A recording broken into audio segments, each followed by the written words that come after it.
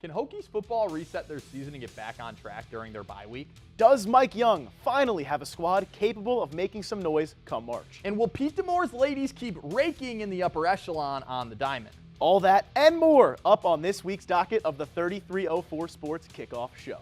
Hello and welcome into the lovely Center for the Arts here in Blacksburg, Virginia for this week's edition of the 3304 Sports Kickoff Show. We got a Robert desk for you this week. I'm Robert Bateman, joined alongside by Robbie Ackerly.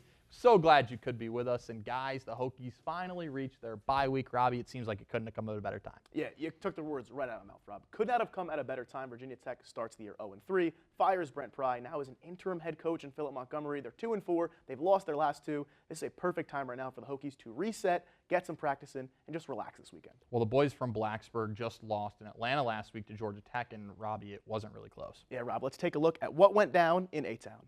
We start in the first quarter where the Yellow Jackets are knocking on the red zone of the Hokies. Malachi Hosley takes this one all the way down to the 3-yard line, and right after this, quarterback Haynes King would cash in untouched.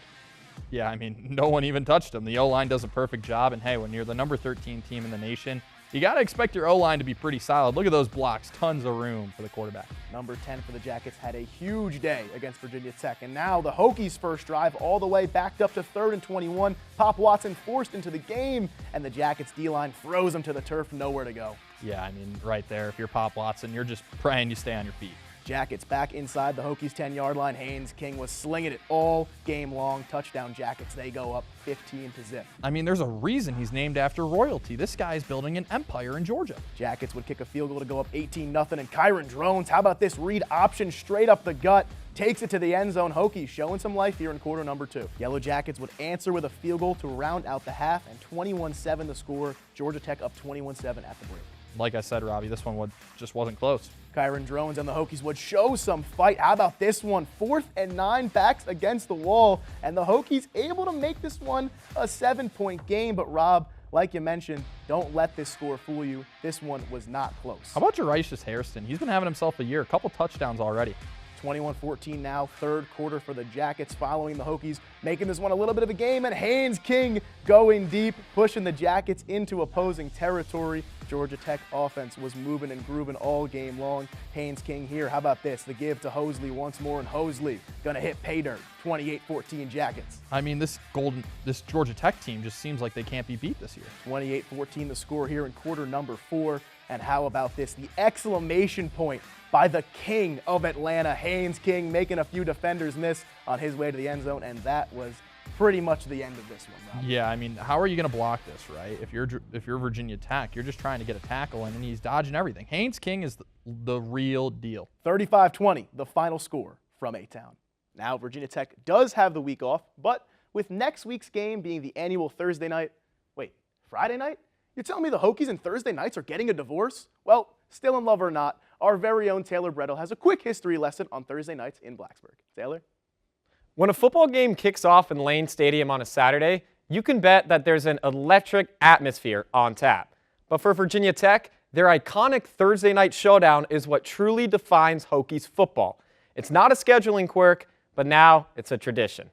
This year, the Hokies will take the game into new territory, though, playing it on a Friday night. So while the day may be different, the spirit is expected to remain the same. And understand why this matters? Well, you have to know the history. The tradition began in 1994 when Virginia Tech hosted West Virginia in its first ever ESPN Thursday night game. The Hokies dominated the Mountaineers 34-6, setting the tone for the future decades of midweek excellence. Let's even look back to just last season when the Hokies lit up Boston College 42-21, scoring their highest point total of that year. That night, running back Bashal Tootin broke the school record with 266 rushing yards, and the win marked Virginia Tech's 25th victory on ESPN Thursday Night Football, the most of any team in college football history. This year brings not just a new day of the week, but also a new opponent. The Hokies will face California, who joined the ACC last season for their first ever ACC meeting. The only other time the two teams faced off was in 2003 in the Insight Bowl, where California won in a 52-49 shootout. So every time Virginia Tech takes the field under midweek lights, it's a reminder that Lane Stadium is one of college football's most electrifying stages and one of the most important games to carry on a tradition. guys. Great stuff, Taylor, as always. Now, as the pads come off this week at Lane Stadium, just a quick 3-minute walk across Beamer Way, the bats begin to crack inside Tech Softball Park. For more on the ladies getting ready to turn more softballs into souvenirs, our very own Sophie Tarabola. The Hokies are back and they're coming for everything. After a 43-13 run in 2025 that ended in heartbreak against Alabama, Virginia Tech softball is gearing up for 2026 with swagger, star power, and a bit of unfinished business. Let's be real, this team doesn't rebuild, it reloads. With heavy hitters like Bree Peck and Corey McMillan swinging for the fences, the Hokies bats could light up scoreboards from February to May. Peck set the school's home run record last season in a single game. Guys, I checked the satellite and the ball still hasn't landed. In the circle, the pitching staff remains scary good. Cassie Grizzard and Emma Matzerone returned to anchor a rotation that led the nation in shutouts. When Grizzard's on, hitters might as well bring a chair. They're not going anywhere. The numbers back it up.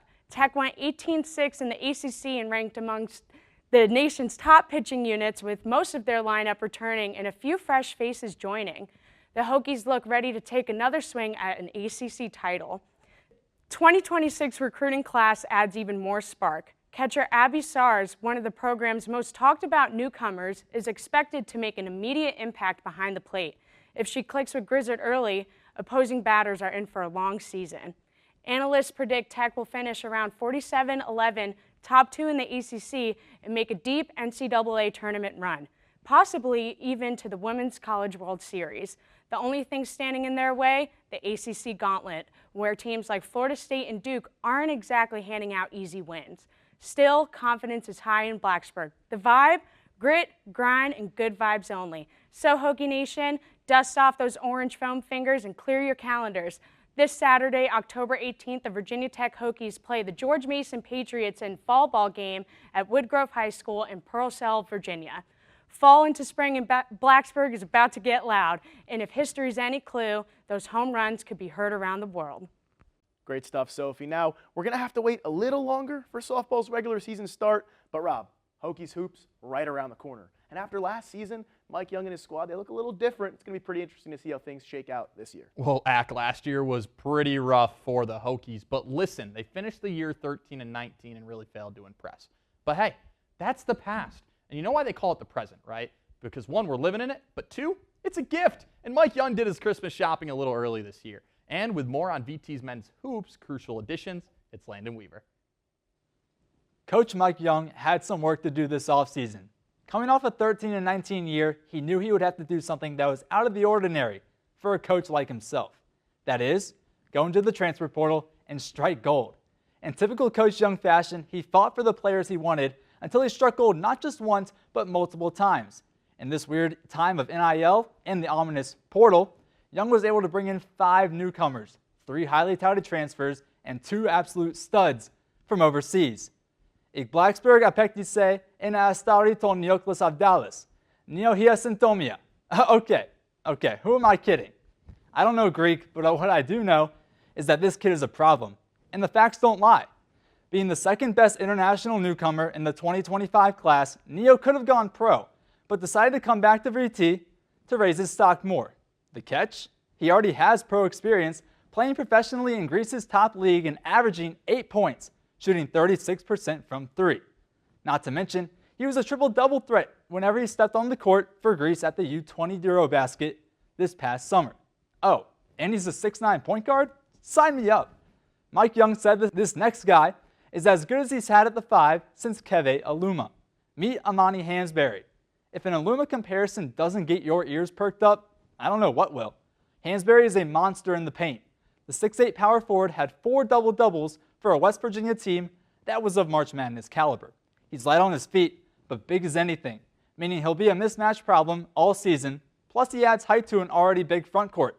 If I were you, I'd expect a lot of lobs coming to Blacksburg, and Hansberry, along with Toby, throwing them down. Now, let's take a look at Isaiah Pasha and Jalen Bedford.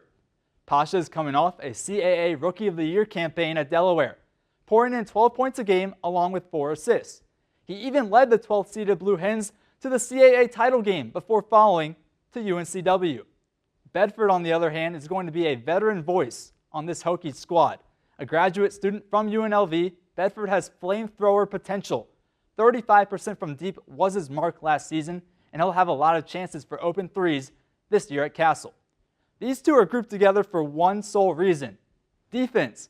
Both Pasha and Bedford showed tenacity on the defensive end, with Mike Young saying that Bedford will be Virginia Tech's best on-ball defender.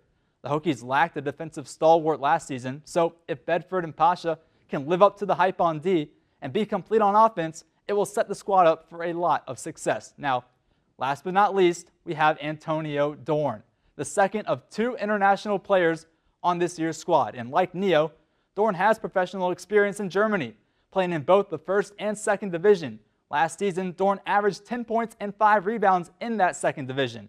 He'll provide even more size to an already intimidating front court, listed at 7 feet tall. It will be hard to get through the trunks of Dorn, Lawal, and Hansberry on defense. Mike Young exceeded expectations in the portal, and with November 3rd looming ever so closely, the Blacksburg faithful hope that dreams of a redemption season turn into reality with all of these fresh faces. Guys. Lando, you're a star. And Robbie, let's just keep it on the court where things are actually starting to heat up after the ACC just dropped their coaches poll this past week. Yeah, definitely. It's always good to have the perspective of the coaches. You know, we're just media members. We're out there on the court, actually at the practices, calling plays and all that good stuff. So it's always fun to see what the coaches think about things. Well, fella, I hope you read the script because I actually threw a little span in your works, if you will. I just wanted to get your thoughts on where the ACC will shake out this year. Yeah, I'm glad I did read the script, Rob, because I've got a lot of hot takes thrown in here. At the top, nothing special. Duke's my favorite. I think the Boozer brothers are absolute ballers. Louisville, a close second. I love their backcourt, but Duke's still the Kings. However, after 1 and 2, things get a little bit funky. I've got NC State at 3 and Virginia Tech at 6. For the Wolfpack, I would not be surprised if Darian Williams wins ACC Player of the Year. And for the Hokies, Rob, I just can't stop buying the hype on Neo. I mean, you heard Landon talk about him earlier, and Giannis is getting a little bit older. I think the basketball world needs to start looking for the next Greek freak. I say look no further than Neo. Rest of the predictions, not too out there. I'm a little lower on UVA and Miami. That's only because I'm higher than most on Clemson and Wake Forest, two programs that performed really well last season. Bottom of the conference still looks similar, but I'll give up the floor here, Rob. Let you take it away. What are your thoughts on the ACC coaches poll, and what's your take on it? Well, we'll just pop it up on the screen right now, and honestly, there's nothing really crazy going on here for me. I'm very similar to the coaches poll, kind of similar to you too, Robbie, but there is one team that I want to mention because I think the nation is overlooking them completely. It's number 5. SU. The Orange are cruising. I mean, Robbie, look at their roster. Ibrahim Soiree and Nathan George coming from Georgia Tech is a huge boost. Plus the fact they returned J.J. Starling and Donnie Freeman, who, don't forget, was a projected NBA lottery pick before getting hurt last year. And Ack, what are we even talking about, man? There is an Anthony Balling in the 3-1-5 again. And now I don't want to scare you, but the last time this happened, Syracuse went on to win the Natty. Their roster's loaded, and I wouldn't be shocked to see them finish top 5 in the ACC. And you know what? Let's see them in the Sweet 16 of the tournament, too.